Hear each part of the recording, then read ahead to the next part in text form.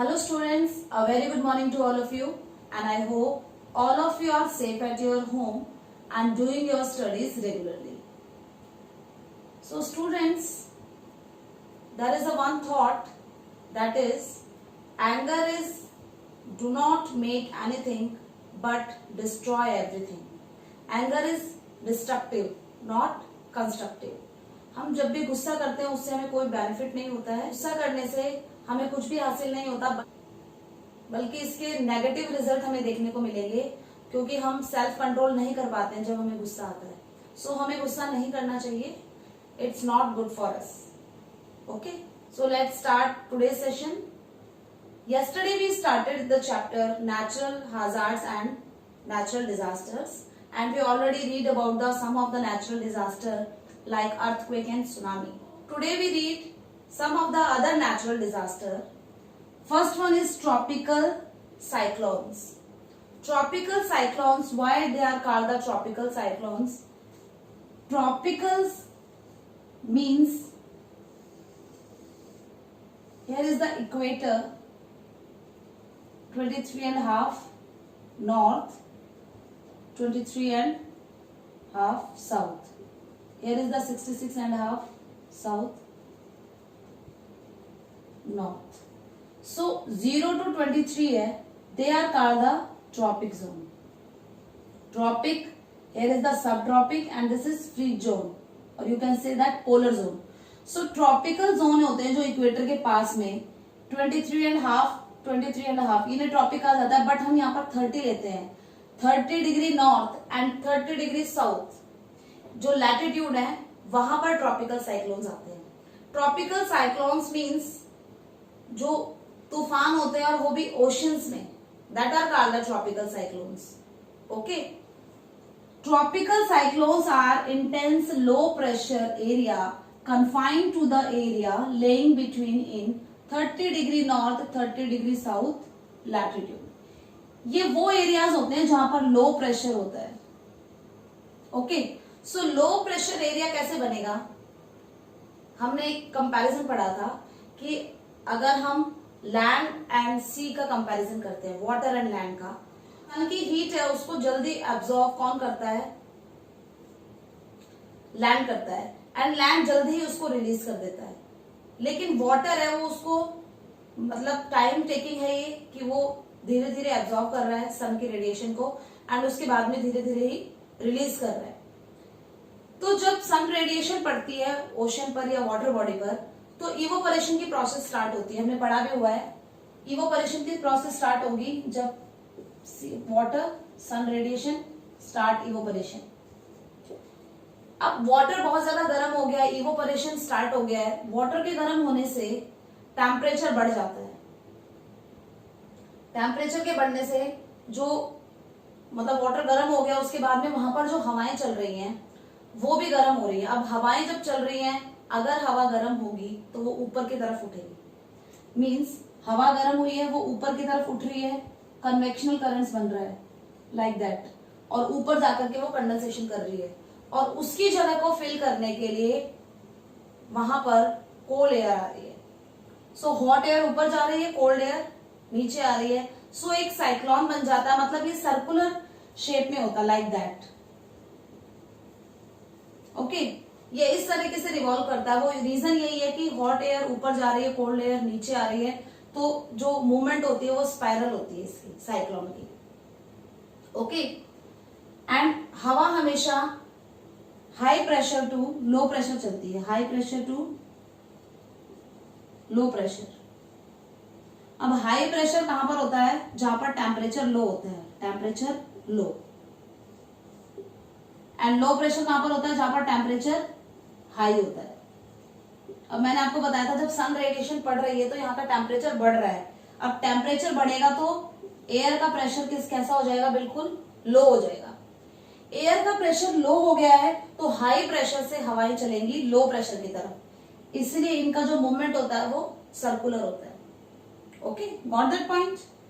So tropical cyclone are intense low pressure areas. आपको बता दिए लो प्रेशर एरिया है. फर्स्ट पॉइंट में आपने यही लिखना है.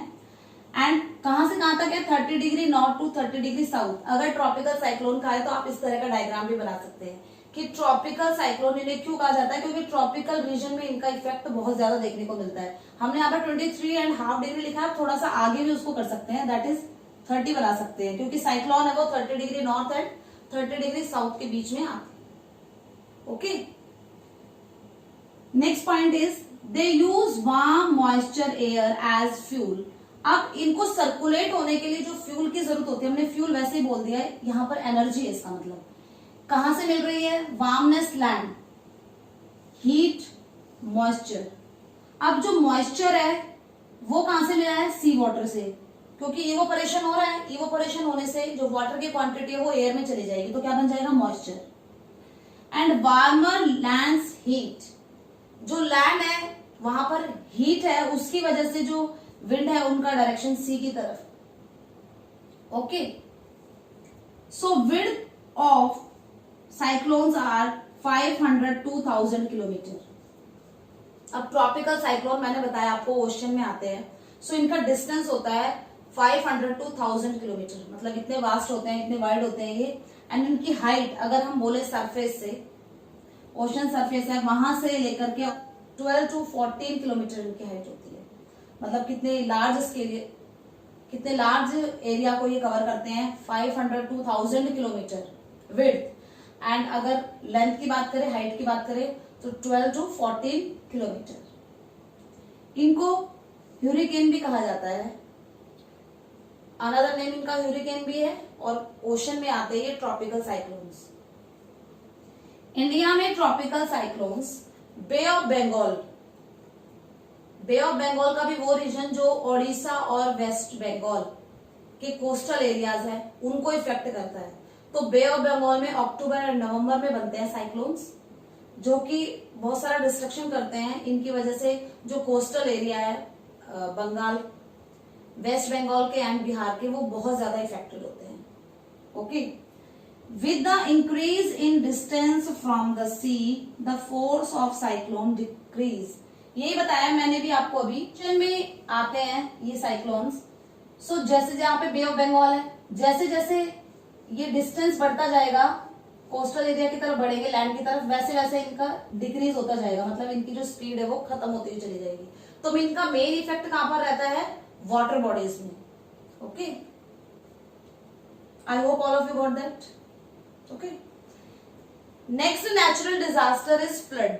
फ्लड्स के बारे में आपको ज्यादा बताने की जरूरत नहीं, आपको पता है कि जब भी जो वाटर बॉडीज है उनमें वाटर की क्वांटिटी है वो बहुत ज्यादा बढ़ जाए और जो आसपास के एरिया वहां पर वाटर चला जाए, ह्यूमन सेटलमेंट को इफेक्ट करे, that is the flood. Rise in the water level, water level जब बढ़ जाता है तब फ्लड आती है। तो हमारे इंडिया में वाटर लेवल कब बढ़ता है, ड्यूरिंग मॉनसून सीजन।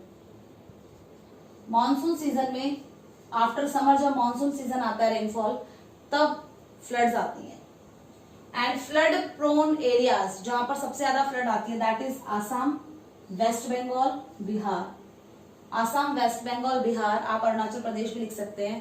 तो रिवर ब्रह्मपुत्र है उनकी वजह से आसाम में एंड अरुणाचल प्रदेश में, जबकि वेस्ट बंगाल एंड बिहार में गंगा रिवर की वजह से फ्लड आती है।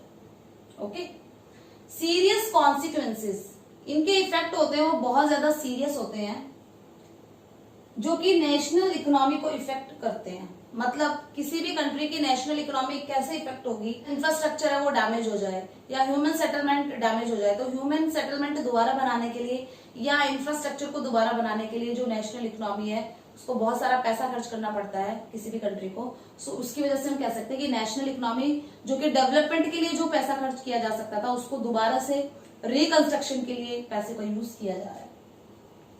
डिस्ट्रॉय क्रॉप्स, अब डिस्ट्रक्शन हो रहा है अगर फ्लड से, तो किस तरह के डिस्ट्रक्शन होते हैं, क्रॉप्स का डिस्ट्रॉय हो जाती है। डैमेज इंफ्रास्ट्रक्चर, इंफ्रास्ट्रक्चर में रोड, रेलवे ट्रैक या कोई भी बिल्डिंग या ब्रिज या ह्यूमन सेटलमेंट, ये डिस्ट्रॉय हो जाते हैं अगर फ्लड वो लार्ज स्केल पर है तो। Stagnant of water diseases, water diseases फैल जाती है अगर वाटर रुक जाता है, पानी के रुकने से स्टेगनेंट वाटर है वो, उसमें डिफरेंट टाइप के बैक्टीरियाज हो जाते हैं, जैसे कॉलरा, हेपेटाइटिस, मलेरिया, इस टाइप की जो डिसीज है वो फैल जाती है।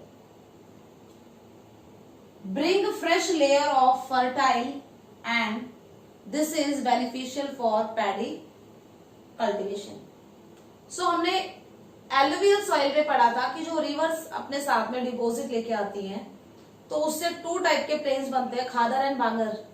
तो बांगर है वो ओल्ड फ्लड प्लेन्स है, वहां पर कभी फ्लड आती थी तो वो इतने ज्यादा फर्टाइल नहीं है, जबकि जो खादर हैं वो न्यूअर फर्टाइल प्लेन्स है, न्यूअर फ्लड प्लेन्स है।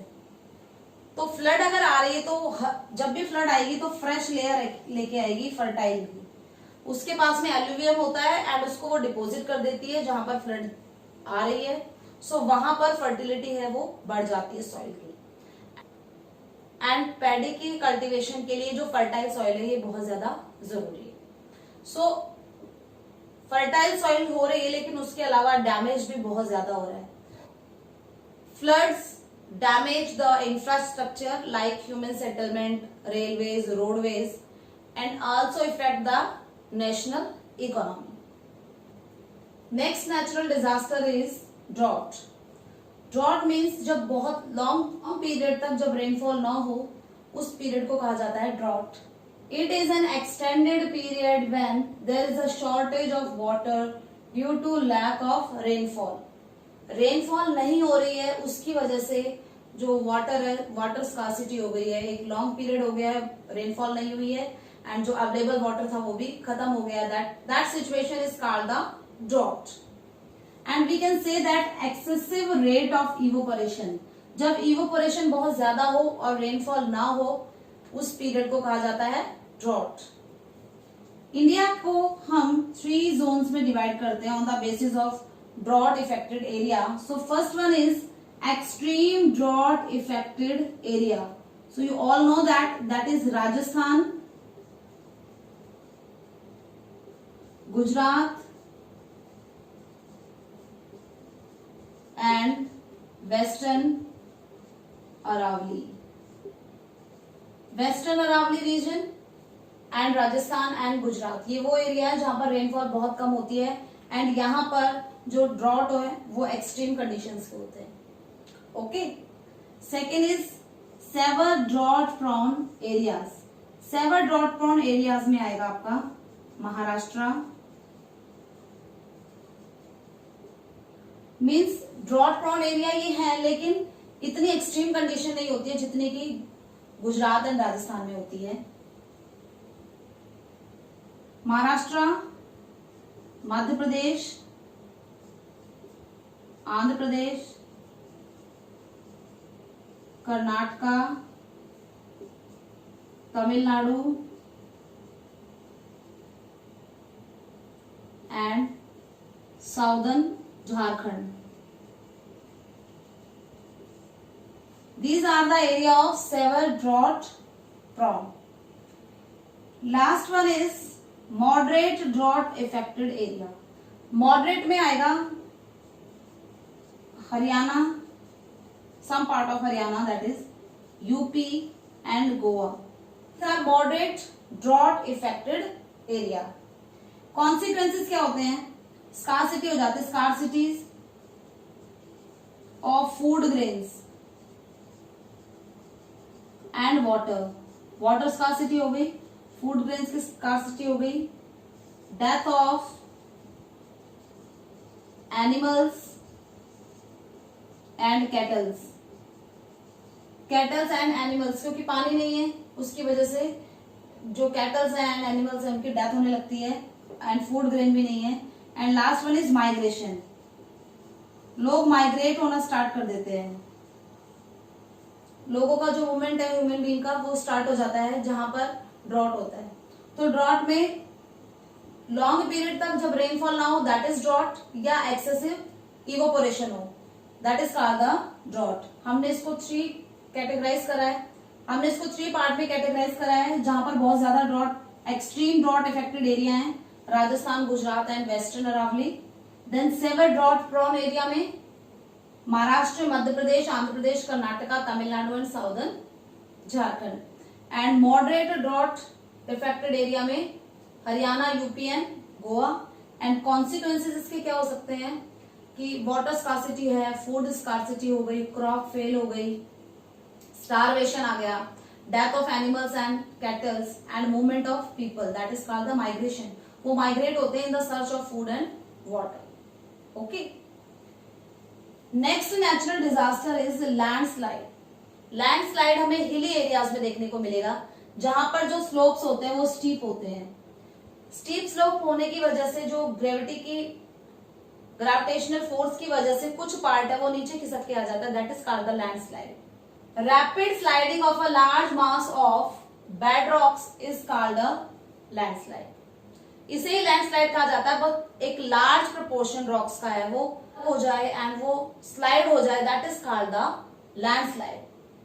ये लेस डैमेजिंग है अगर हम देखें तो अर्थक्वेक से या फ्लड से, इसके जो कॉन्सिक्वेंसेस होते हैं ये कम होते हैं, लेकिन but earthquake, floods and tsunami इनसे कम डैमेज करते हैं ये लैंडस्लाइड। मतलब ये ज्यादा डिस्ट्रक्शंस करते हैं as compare to landslide. But landslide का जो इम्पैक्ट है वो एनवायरमेंट पर और नेशनल इकोनॉमी पर भी पड़ता है। मीन्स कहीं पर हिल्स है, वहां पर लैंडस्लाइड बहुत ज्यादा हो रहा है, तो जो विलेज हैं आसपास के वो इफेक्टेड होते हैं, उससे नेशनल इकोनॉमी को नुकसान होता है, उससे नेशनल इकोनॉमी इफेक्टेड होती है, क्योंकि जो विलेज है उनको रीसेटल करने में फिर बहुत पैसा खर्च करना पड़ता है, एंड एनवायरमेंट भी डिग्रेड होता है जब बहुत ज्यादा लैंडस्लाइड होता है। Factor that effect the landslide, landslide किन की वजह से होता है, that is geomorphic agents. Geomorphic agents में अर्थक्वेक हो सकता है, वॉल्केनो इरप्शन की वजह से लैंडस्लाइड हो रहा है, या इरोजन एक्टिविटी वहां पर ज्यादा हो रही है, रिवर फ्लो हो रही है, इरोजन बहुत ज्यादा कर रही है, जिससे जो रॉक्स है वो लूज हो गए हैं, इसलिए लैंडस्लाइड हो गया है। And these are the geomorphic agents. Then next is slope. जितना ज्यादा स्टीप होगा स्लोप, उतना ज्यादा लैंडस्लाइड के चांसेस होते हैं। रेनफॉल सीजन में वाटर की वजह से रेनफॉल हो रही है, तो जो वाटर है उसका लेवल बढ़ गया है, उसकी वजह से भी लैंडस्लाइड होता है। वहां पर लैंड यूज किस तरीके से किया जा रहा है, स्टीप स्लोप है, लेकिन यहाँ पर टेरिस कल्टीवेशन करने की कोशिश की जा रही है, पत्थरों को काटा जा रहा है, उसकी वजह से लैंडस्लाइड हो सकता है। And human activities, human activities में मैंने बताया जैसे एग्रीकल्चर वर्क कर रहे हैं या फॉरेस्ट है उनको काट रहे हैं वहां पर, तो उसकी वजह से भी जो रॉक्स है वो लूज हो जाते हैं एंड लैंडस्लाइड हो जाता है। ये लैंडस्लाइड बहुत बार बहुत ज्यादा डीप डिस्ट्रक्टिव होते हैं, एंड पूरा जो विलेज का विलेज है वो भी खत्म हो सकता है लैंडस्लाइड की वजह से। So we can say that landslide affected the people lived in the hilly areas. Hilly areas and mountainous region में landslide ज्यादा होता है। We read some type of natural disaster, that is earthquake, flood, tsunami, tropical cyclones and landslide. Disasters की वजह से इतना vast destruction होता है, तो उस destruction से बचने के लिए क्या किया जा सकता है, that is disaster management. उसे disaster management कहा जाता है। So safety एंड प्रिपरेशन, किस चीज की preparation, reduce the negative impact on human life, किसी डिजास्टर का नेगेटिव इम्पैक्ट ना पड़े ह्यूमन लाइफ पे, उस चीज के लिए प्लानिंग करना, that is the disaster management. Rescue operation चलाना कि अगर कहीं पर डिजास्टर आया, लोग इफेक्टेड हुए हैं, तो उनको प्रॉपर ट्रीटमेंट देना, सेफ प्लेसेस पर पहुंचाना, that is the rescue operation. Proper वहां पर वाटर सप्लाई या वहां पर जो फूड ग्रेन्स है वहां पर प्रोवाइड कराए जाए, that is the rescue operation. So हमने इन रेस्क्यू ऑपरेशन को या डिजास्टर मैनेजमेंट को 3 स्टेट्स में डिवाइड किया है। So first stage is effects. Effects में सबसे पहले प्रेडिक्शन हम जिन डिजास्टर्स की कर सकते हैं, इफेक्ट में प्रेडिक्शन हम भविष्यवाणी कर सकते हैं, साइक्लोन्स की बता सकते हैं हम सैटेलाइट्स के थ्रू देख करके कि साइक्लोन कहां पर पहुंच गया है, जो कोस्टल रीजन है वो कैसे इफेक्टेड होंगे उससे। एंड फ्लड्स के बारे में प्रिडिक्शन करी जा सकती है, क्योंकि अगर रेनफॉल ज्यादा है या रेनफॉल होने के अभी भी चांसेस हैं, तो जो वाटर लेवल है वो बढ़ेगा, तो रिवर के जो आसपास के एरिया है या विलेजेस है उनको खाली करवा लिया जाता है ताकि ज्यादा नुकसान ना हो। And research in for the reason of disaster, जो डिजास्टर के रीजंस हैं उनके लिए एक बहुत ज्यादा माइन्यूटली रिसर्च होना चाहिए, जिससे पता चले कि डिजास्टर क्यों हो रहा है। सैटेलाइट्स के थ्रू हम साइक्लोन्स, फ्लड्स या ड्रॉट इनका प्रेडिक्शन कर सकते हैं पहले से ही। Movement of people at safer places, और जब हम प्रिडिक्शन करेंगे या कोस्टल रीजन के बारे में जब हमें पता चलेगा कि यहाँ पर साइक्लोन आ रहा है, तो जो कोस्टल रीजन है जहाँ पर लोग रह रहे हैं उन प्लेसेस को खाली करवा लिया जाता है। ऐसे ही फ्लड में अगर पता है कि वाटर लेवल बढ़ रहा है, अगर हम एग्जांपल लें कि यमुना रिवर का वाटर लेवल जब बढ़ने लगता है तो वहां के आसपास के एरिया में रहने वाले लोग हैं उनको वहां से हटा दिया जाता है और उनको एक सेफ प्लेस पर ले जाया जाता है। So that is the effect. Next, reconstruction and rehabilitate. अब जहां पर नेचुरल डिजास्टर आया है वहां पर दोबारा से रेलवे ट्रैक्स या रोडवेज या ब्रिजेस दोबारा से रिकंस्ट्रक्शन करने की जरूरत है। और सबसे पहले तो ह्यूमन सेटलमेंट, जो लोगों के रहने के घर थे उनको रिहैबिटेट दोबारा से उन्हें बसाया जाता है, हेल्प करती है गवर्नमेंट, मेडिकल फैसिलिटी उनको प्रोवाइड की जाती है एंड डिफरेंट टाइप की हेल्प उनकी की जाती है, फूड ग्रेन उन तक पहुंचाया जाता है। तो that is the responsibility of government की जो मिटिगेशन है, ये जो सोल्यूशन कर रही है, ये गवर्नमेंट की रिस्पॉन्सिबिलिटी है। Next, long term development and preparation. हमें नेचुरल डिजास्टर से बचने के लिए टर्म डेवलपमेंट एंड प्रिपरेशन करनी होगी, हमें तैयार रहना पड़ेगा नेचुरल डिजास्टर के लिए, क्योंकि ये टोटली ना ही ह्यूमन फिनोमिना है ना ही नेचुरल फिनोमिना है। कुछ हद तक ह्यूमन एक्टिविटी है वो भी रिस्पॉन्सिबल है नेचुरल डिजास्टर के लिए।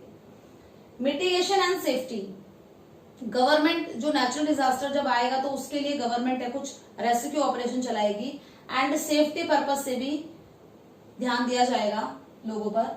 यूनेस्को ने भी लोगों को अवेयर करने के लिए 1990 से 2000 तक का जो पीरियड था उसे डिजास्टर रिलीफ ईयर नॉमिनेट किया था। डिजास्टर रिलीफ ईयर नॉमिनेट किया था इस पीरियड को, ये लोगों में अवेयरनेस फैलाने के लिए था कि नेचुरल डिजास्टर आती है तो आप अपने आप को कैसे सेव कर सकते हैं या कैसे आप भी दूसरे लोगों की हेल्प कर सकते हैं। डिजास्टर मैनेजमेंट एक्ट 2005 नेचर के ऐसे कुछ डिजास्टर जिनकी वजह से ह्यूमन लाइफ, वहां का इंफ्रास्ट्रक्चर, वहां की एनिमल लाइफ, वहां की वेजिटेशन सब कुछ डिस्टर्ब हो जाती है, that is the natural disaster. So students, it's all about this chapter. I hope all of you understand that. If you have NCERT book, just read this chapter from your book. Do your learning work regularly as well as written work. So best of luck for your studies. Obey your parents. Thank you.